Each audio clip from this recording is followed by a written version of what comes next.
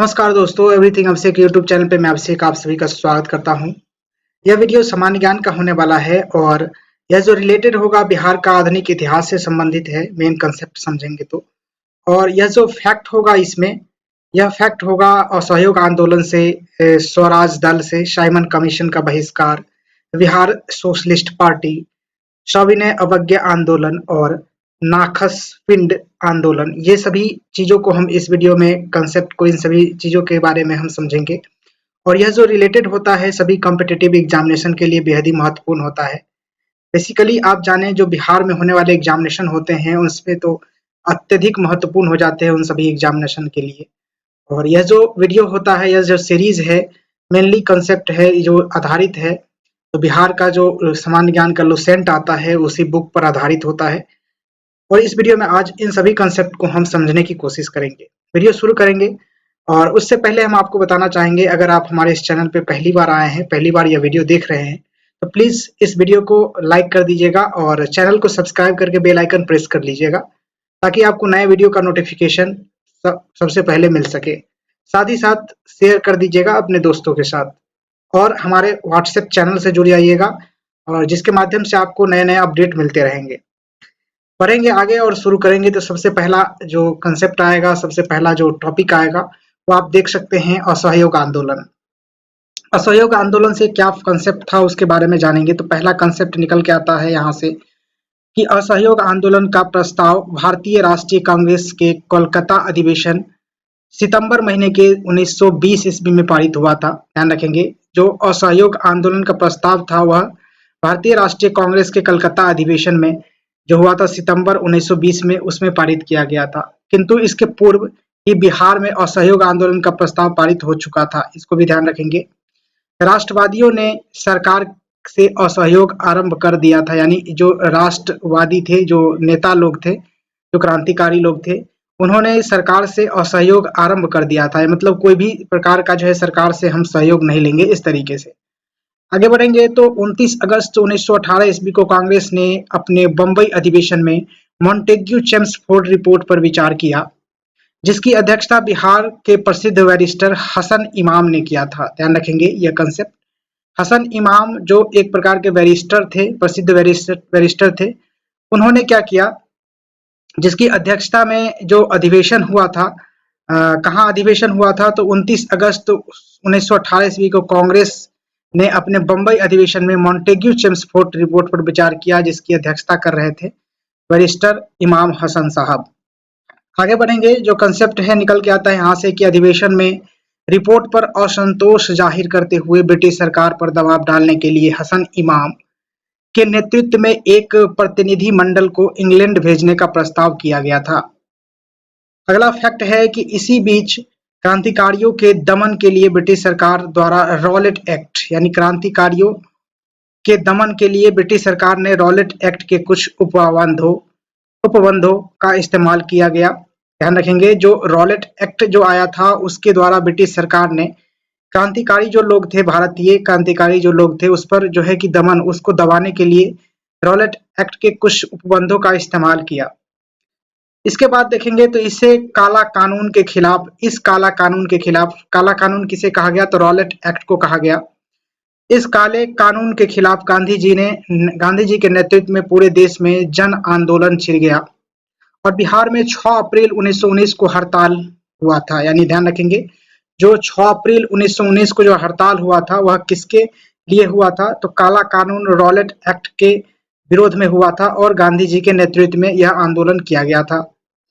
Next है, असहयोग आंदोलन के क्रम में मजहरुल हक, डॉक्टर राजेंद्र प्रसाद, ब्रज किशोर प्रसाद, मोहम्मद शफी और अन्य नेताओं ने विधायिका के चुनाव में अपनी उम्मीदवारी वापस ले ली। ध्यान रखेंगे, जो असहयोग आंदोलन के क्रम में कौन कौन से नेता थे, कौन कौन से क्रांतिकारी थे जो कि अपनी उम्मीदवारी विधायिका के चुनाव से वापस ले लिए थे, तो वह थे मजहरुल हक, डॉक्टर राजेंद्र प्रसाद, ब्रज किशोर प्रसाद, मोहम्मद शफी और अन्य नेता भी थे।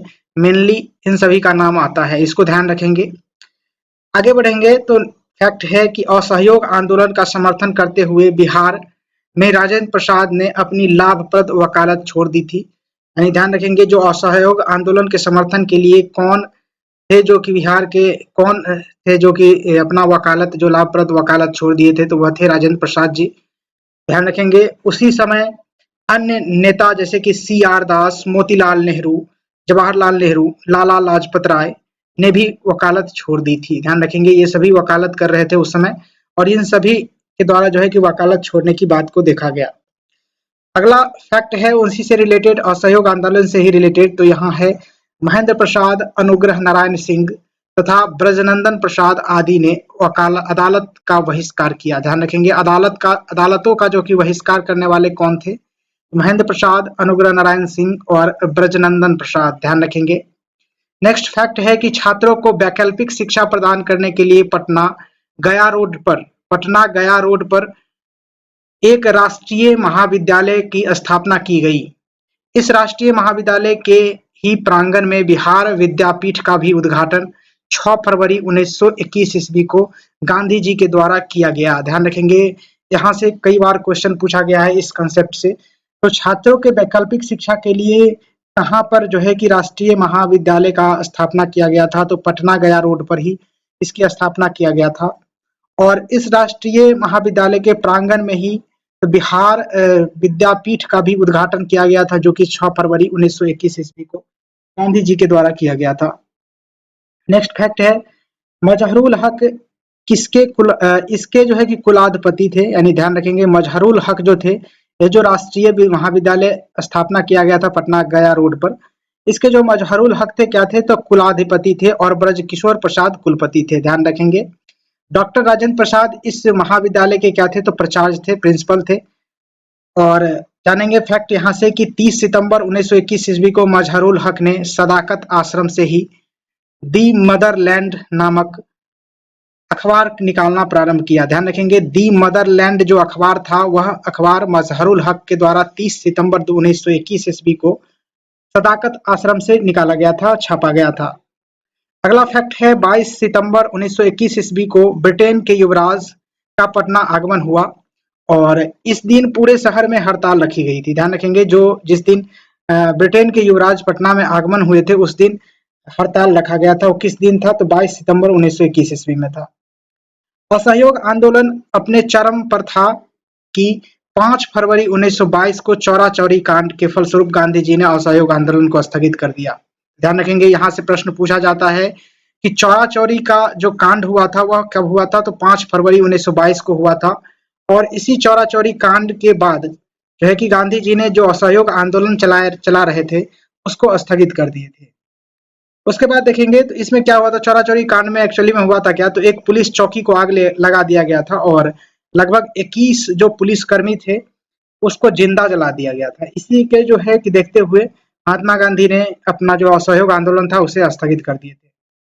उसके बाद देखेंगे तो इसके बाद 10 मार्च 1922 ईस्वी को गांधी जी को गिरफ्तार कर लिया गया। ध्यान रखेंगे 10 मार्च 1922 ईस्वी को गांधी जी को गिरफ्तार किया गया था और इस घटना का असर बिहार पर भी हुआ था तथा असहयोग आंदोलन का प्रभाव समाप्त होने लगा था। ध्यान रखेंगे। उसके बाद है खिलाफत आंदोलन एवं असहयोग आंदोलन ने बिहार में राजनीतिक चेतना जगाने में निर्णायक पूर्ण भूमिका निभाई और बिहार अब पूरी तरह से राष्ट्रीय आंदोलन के मुख्य धारा में जुड़ गया था। ध्यान रखेंगे तो खिलाफत आंदोलन एवं असहयोग आंदोलन जो हुआ था उन्होंने क्या, तो बिहार में राजनीतिक चेतना के रूप में यह निर्णायक भूमिका निभाया था। सबसे जो अहम भूमिका निभाने वाला जो आंदोलन था बिहार में, तो यह था खिलाफत आंदोलन और असहयोग आंदोलन। इन्हीं दो आंदोलन के बाद जो है कि बिहार में एक तरीके के राजनीतिक चेतना के रूप में निर्णायक भूमिका निभाया था, एक तरीके के चेतना के रूप में यह काम किया था और पूरे बिहार में आप देखेंगे तो राष्ट्रीय आंदोलन की जो लहर फैल गई थी। उसके बाद फैक्ट निकल के आता है इन आंदोलन का सबसे व्यापक प्रभाव तत्कालीन मुजफ्फरपुर और ध्यान रखेंगे कहाँ देखा गया था, तो शाहबाद और मुजफ्फरपुर जिले में देखा गया था। उसके बाद जो है कि आगे बढ़ेंगे तो नेक्स्ट फैक्ट निकल के आएगा, तो आरा, गया, रांची, गिरिडीह, मुंगेर, किशनगंज, पूर्णिया के नगर भी इससे प्रभावित हुए थे और पटना इसका मुख्य केंद्र रहा था। तो ध्यान रखेंगे जो असहयोग आंदोलन था या खिलाफत आंदोलन था तो इन सभी का जो प्रभाव आपको पूरे बिहार में देखा गया था और इसका जो मुख्य केंद्र आप समझ लिए तो पटना को ही देखा गया। निश्चित रूप से यह राजधानी भी था बिहार का, तो इसीलिए यहाँ पर ज़्यादा अधिक मात्रा में जो है कि विद्रोह वगैरह देखने को मिले। उसके बाद मुसलमानों में भी एक नई चेतना जगी और ब्रिटिश सरकार से असहयोग के क्रम में फुलवारी शरीफ में मौलाना सज्जाद द्वारा इमारते सरिया जो नामक संस्था का गठन किया गया और जो अभी भी सक्रिय है, इसको आप देख सकते हैं, जान सकते हैं। मुसलमान के द्वारा भी जो है कि इस आंदोलन में बढ़ चढ़ करके हिस्सा लिया गया, जो स्वतंत्रता आंदोलन था उसमें। आगे बढ़ेंगे तो एक और फैक्ट है जो असहयोग आंदोलन से निकल के आता है, कहता है कि इसका कार्य क्षेत्र बिहार एवं उड़ीसा या और इसके माध्यम से मुसलमानों द्वारा सभी धार्मिक और सामाजिक मामलों में सरकारी संस्थाओं की सहायता के बिना निर्णय लेने और इनका समाधान करने की व्यवस्था की गई थी। ध्यान रखेंगे, जो असहयोग आंदोलन किस लिए था, तो किसी भी क्षेत्र में हो, चाहे वो शिक्षा के क्षेत्र में हो, प्रशासनिक क्षेत्र में हो, सुधार के क्षेत्र में हो या फिर सामाजिक क्षेत्र में हो, धार्मिक क्षेत्र में हो, किसी भी क्षेत्र में हो, सभी क्षेत्रों में सरकार के द्वारा जो भी सहायता दिया जा रहा था उसको बहिष्कार कर दिया गया पूर्णतः रूप से। तो यही चीज को लेकर के असहयोग आंदोलन किया गया था। आगे बढ़ेंगे तो स्वराज दल की स्थापना के बारे में जानेंगे, स्वराज दल के बारे में जानेंगे। तो फैक्ट निकल के आता है कि 1922 ईस्वी में कांग्रेस के 38वां जो अधिवेशन हुआ था बिहार में गया नगर में, तो उसी अधिवेशन में जो अध्यक्ष थे, उसके अधिवेशन के जो अध्यक्ष थे देश बंधु चित्तरंजन दास थे। चित्तरंजन दास को देश बंधु के नाम से जाना जाता है, इसका उपनाम है इनका जो है कि चित्तरंजन दास जी जो थे उनका उपनाम आप कह लें या फिर इसका जो है कि नामकरण किया गया था, देश बंधु के नाम से जानते हैं हम लोग चित्तरंजन दास को। तो उनके अध्यक्षता में 1922 ईस्वी में 38वां कांग्रेस का अधिवेशन हो रहा था गया नगर में, गया शहर में। उसके बाद देखेंगे तो इस अधिवेशन में कांग्रेस द्वारा विधायिका में भाग लेने या फिर इसके बहिष्कार को जारी कर रखने के मुद्दे पर बहस हुई और निर्णय बहिष्कार के पक्ष में हुआ। यानी कि जो इस अधिवेशन में भाग लिए, इस अधिवेशन में क्या हुआ, तो इस अधिवेशन में विधायिका में भाग लेना है या फिर नहीं लेना है या फिर इसका बहिष्कार करना है, तो इस मसले पर जो है कि पूरी अच्छे तरीके से बहस हुआ और निर्णय जो आखिरी निकला वो बहिष्कार करने के पक्ष में गया।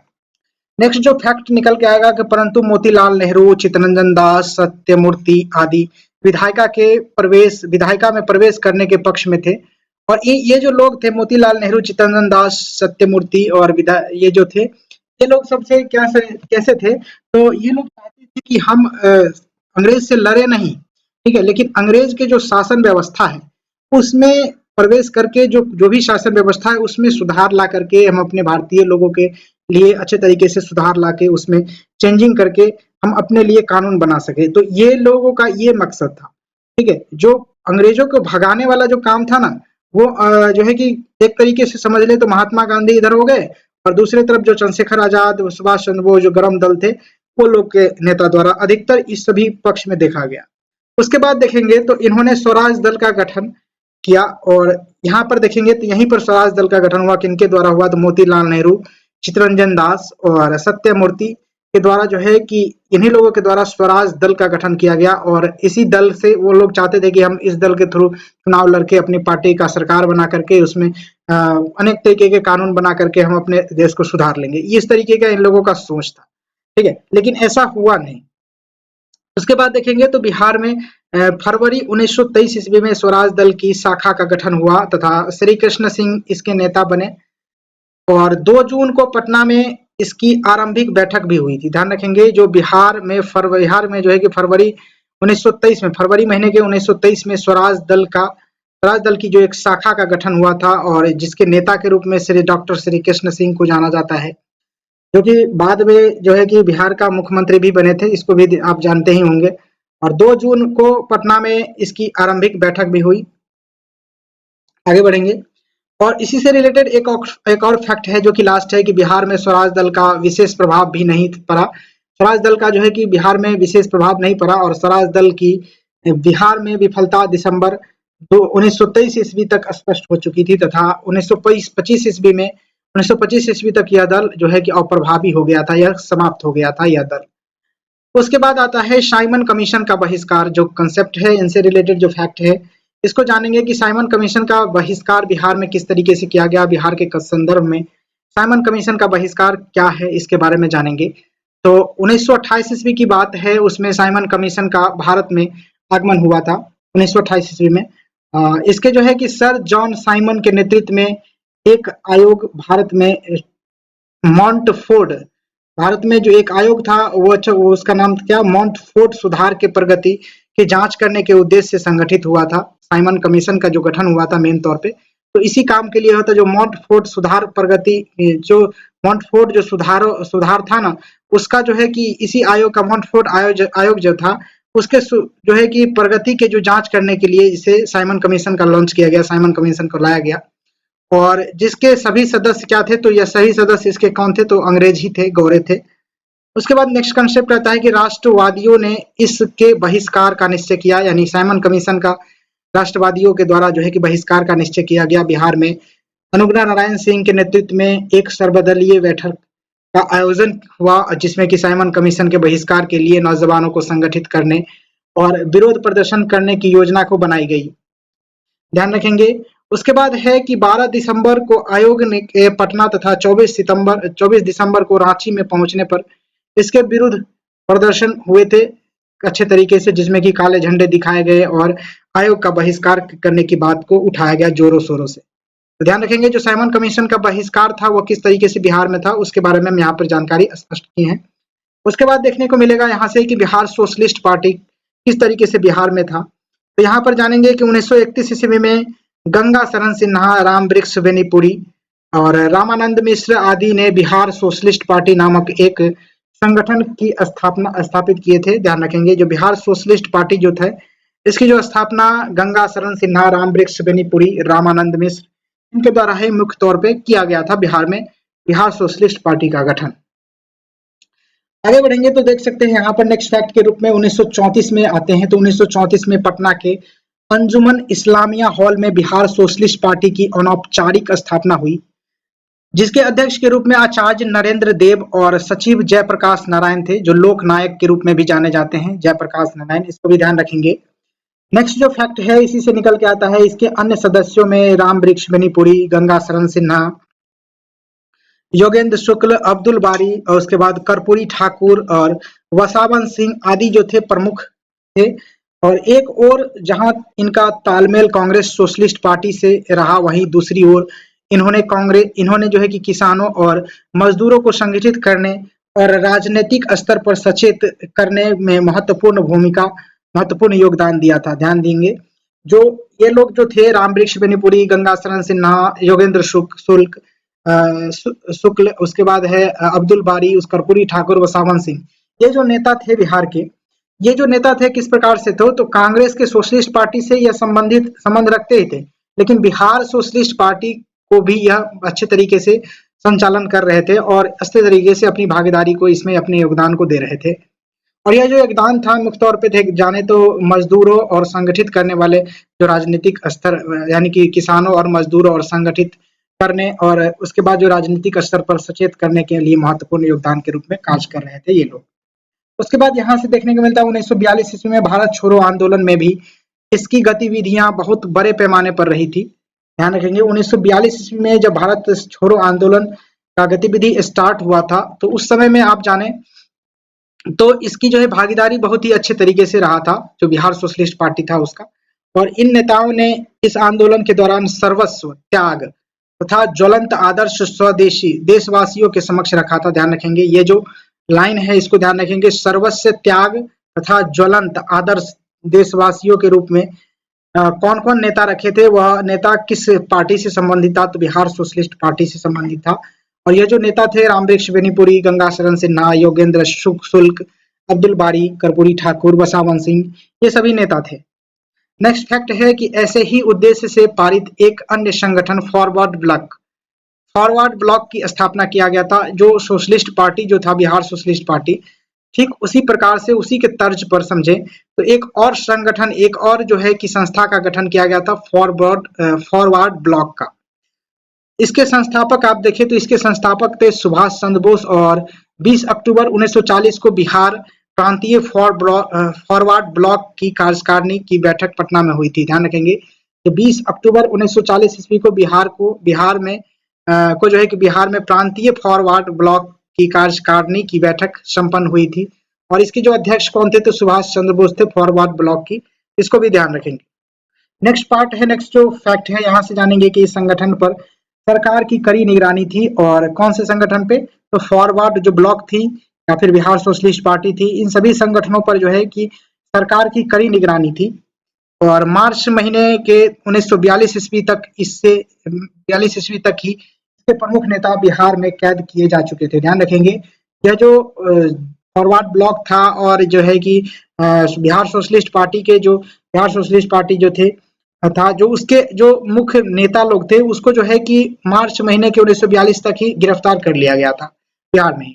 उसके बाद निकल के आता है जो कंसेप्ट निकल के आता है हमारे लिए यहाँ से कि बिहार सविनय अवज्ञा आंदोलन से और सविनय अवज्ञा आंदोलन को हम जानेंगे तो बिहार में वह किस तरह से था इसके बारे में जानेंगे।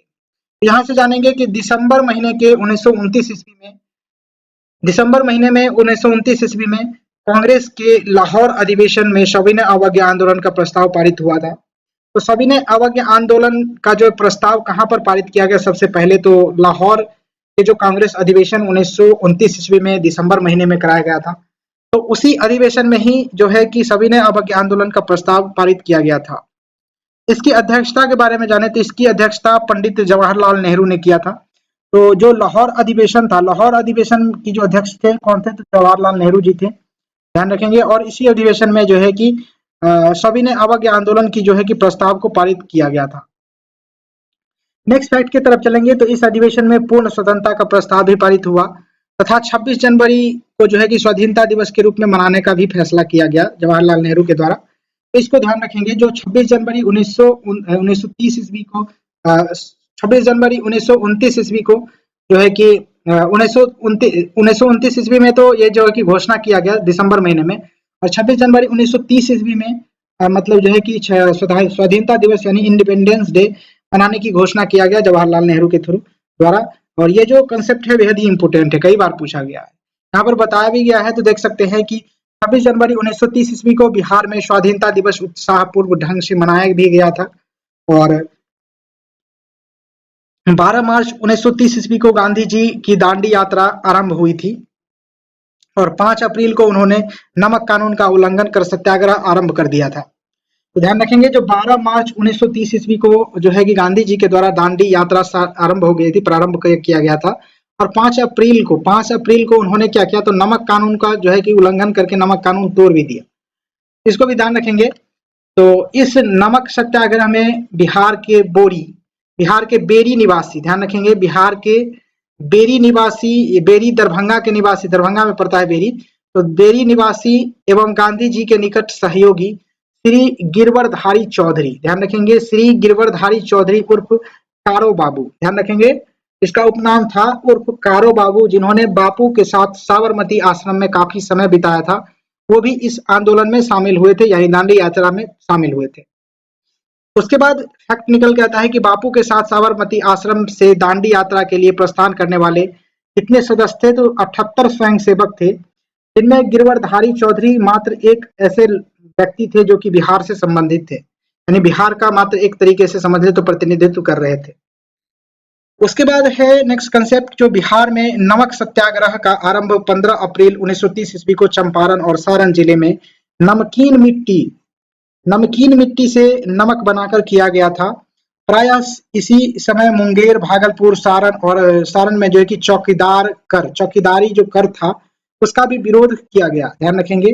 तो साथ ही साथ 15 अप्रैल 1930 ईस्वी में जब चंपारण और सारण जिलों में नमकीन जो मिट्टी था उससे नमक बना करके जो नमक कानून था उसको तोड़ा गया, उसी समय जो समझ लें कि मुंगेर, भागलपुर, सारण में जो है कि चौकीदारी कर को लेकर के विरोध किया जा रहा था, उसको भी थोड़ा सा बल मिला और इसी आंदोलन के समय में इस विद्रोह को भी किया गया। इसका फैक्ट है नेक्स्ट की तरफ चलेंगे तो इस आंदोलन का नेतृत्व पटना में जगत नारायण लाल, सारण में गिरीश तिवारी और चंद्रिका सिंह आदि, जो है कि मुजफ्फरपुर में रामदयालु सिंह और रामानंदन सिंह आदि, उसके बाद मुंगेर में श्री कृष्ण सिंह, दरभंगा में सत्यनारायण सिन्हा आदि ने इस आंदोलन का भरपूर तरीके से विद्रोह किया, इस आंदोलन का भरपूर तरीके से सहयोग किया। इसको ध्यान रखेंगे। और आगे बढ़ेंगे तो देख सकते हैं जो नेक्स्ट फैक्ट है, 4 मई 1930 ईस्वी को गांधी जी की गिरफ्तारी हुई दोबारा से। 4 मई 1930 ईस्वी को दोबारा से गांधी जी की गिरफ्तारी हुई। इसके विरोध में पूरे बिहार में प्रदर्शन हुए तथा 9 मई 1930 ईस्वी को बिहार प्रदेश कांग्रेस कमेटी ने विदेशी वस्त्रों तथा शराबों के दुकान के आगे धरना का जो है कि प्रस्ताव रखा। ध्यान रखेंगे तो 4 मई 1930 ईस्वी को दोबारा से गांधी जी की गिरफ्तारी होती है और इसके विरोध में जो है कि पूरे बिहार में प्रदर्शन किया गया था। और 9 मई 1930 ईस्वी को बिहार प्रदेश के जो कांग्रेस कमेटी थे उनके द्वारा विदेशी वस्त्रों और शराब के जो दुकान थे उसके आगे धरना प्रदर्शन की बात को रखा गया। उसके बाद है कि इसी आंदोलन के क्रम में बिहार में चौकीदारी कर बंद करने के लिए भी आंदोलन शुरू हुए थे। और जानेंगे आगे तो निकल के आता है यहाँ पर कि 26 जनवरी 1932 ईस्वी को समस्त बिहार में स्वाधीनता दिवस भी मनाया गया था। 26 जनवरी 1932 ईस्वी को समस्त बिहार में स्वाधीनता दिवस मनाया गया था।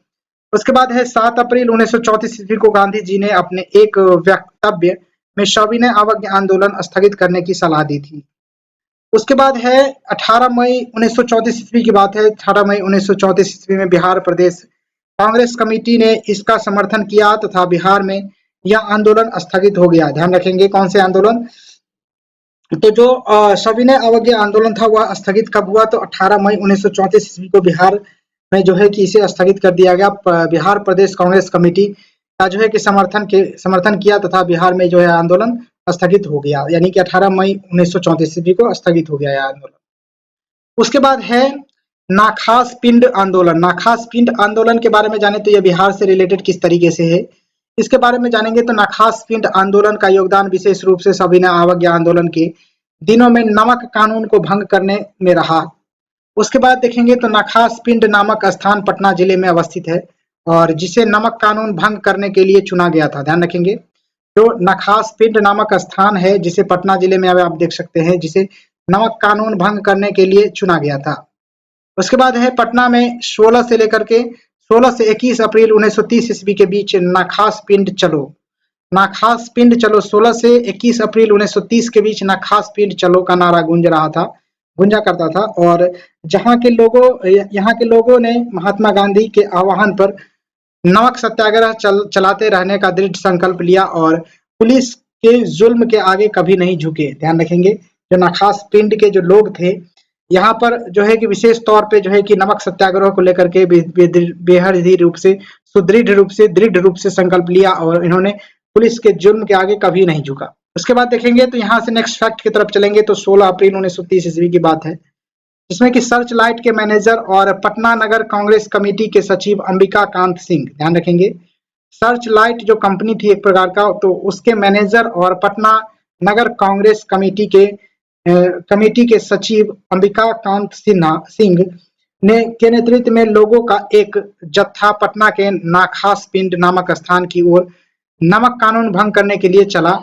जिसे कि परंतु पुलिस द्वारा इसे रास्ते में ही रोक दिया गया। रोककर कुछ लोगों को गिरफ्तार भी किया गया इस आंदोलन के जो विरोध में जा रहे थे, यानी नमक जो कानून था उसके जो विरोध करने वाले जो लोग थे उन्हें भी गिरफ्तार किया गया पुलिस के द्वारा। और इससे जो है कि लोगों में उत्तेजना फैल गई और पुलिस से उनका संघर्ष भी हुआ। ध्यान रखेंगे।